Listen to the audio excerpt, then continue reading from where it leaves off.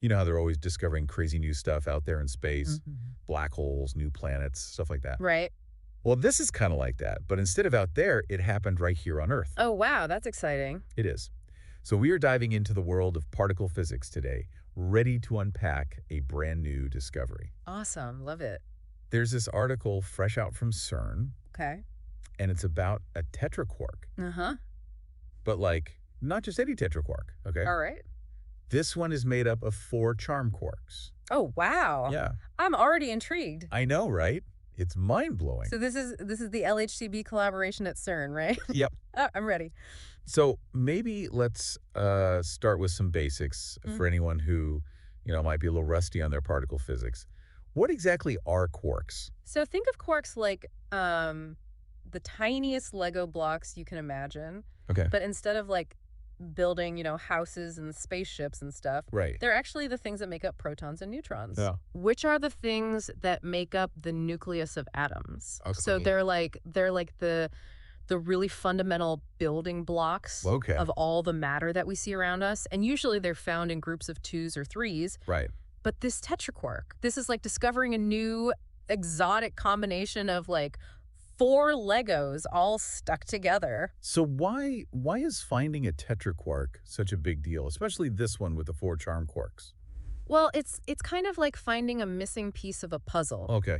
We've never seen a tetraquark made up of 4 heavy quarks of the same type before. Right. Yeah, this is the first time ever. And Yeah. so it's helping us understand something called the strong force, Okay. which is one of the 4 fundamental forces of nature. Mhm. And it's the force that, is responsible for holding these quarks together. So like it's the glue that holds those little Lego blocks together. Exactly. Like super glue for the subatomic world, right? It's incredible to think something so tiny can have such a powerful effect. Right. So you mentioned this being the first time we've seen this kind of tetraquark. Yeah. Why is that so important for our understanding of, the strong force? Well, it gives us this unique opportunity to study the strong force in a way we've never been able to before. Oh, okay. Particularly with these heavy charm quarks, Mm-hmm. it's almost like having a brand new laboratory to test our models and theories. I can see why scientists are so excited about this. Yeah, the article actually quotes Giovanni Pasoleva, the Mhm. spokesperson for the LHCb collaboration. Oh, what did they say? They said, particles made up of 4 quarks are already exotic, and the one we have just discovered is the first to be made up of 4 heavy quarks of the same type, specifically 2 charm quarks and 2 charm antiquarks. Okay, and remind me, antiquarks are like the opposite of quarks, right? Exactly. They have the same mass but opposite charge. Okay. So you can see why this discovery is so unique. Yeah, it's definitely not something you stumble upon every day. Definitely not. And Chris Parks, another physicist who worked on this, he said, Yeah. finding a new type of tetraquark is always great news, but finding one made up of 4 charm quarks is truly exciting. Wow, they really seem to be emphasizing how important this is. Yeah, no doubt. But let's shift gears a little bit. Okay. I'm really curious about, how did they actually find this particle? Okay, so imagine trying to find a single specific grain of sand Okay. on a beach that goes on for miles and miles. Oh, wow. That's kind of what these scientists did. So how do they do it? Well, they used the Large Hadron Collider at CERN, Okay. which basically smashes protons together at incredibly high speeds. Okay.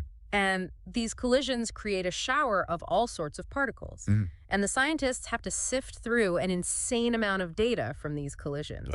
And they're looking for these subtle signals, these tiny bumps in the data that could suggest a new particle. Like a needle in a haystack. Exactly. Except the haystack is a massive amount of data. Wow, that's incredible. Yeah. So they found the particle, but it sounds like there's still some mystery surrounding it. Oh, absolutely. The article mentioned something about scientists not being entirely sure if it's a true tetraquark or something else. What's that all about? That's where things get really fascinating, right? Okay. We're not entirely sure if these 4 charm quarks are like, really tightly bound together in a single unit, or if they're arranged more like 2 pairs of quarks, almost like a molecule-like structure. Oh, And figuring out the actual structure, that's going to be crucial for understanding how these quarks interact. oh, I see. So it's not just about finding it, but figuring out how it actually works. Exactly. And this all ties back into refining our understanding of QCD. Absolutely. It's like this one tiny particle has opened up a whole new world of questions. It really has. And it just shows Even in the tiniest bits of matter, there were still so many mysteries to uncover. This discovery is just a small glimpse into the incredible complexity of the universe at its most fundamental level. And it's all thanks to these amazing scientists who are pushing the boundaries of our understanding. Couldn't have said it better myself.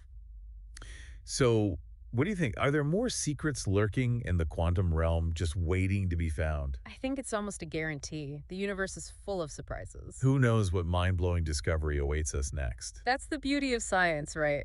Always something new to learn. Absolutely.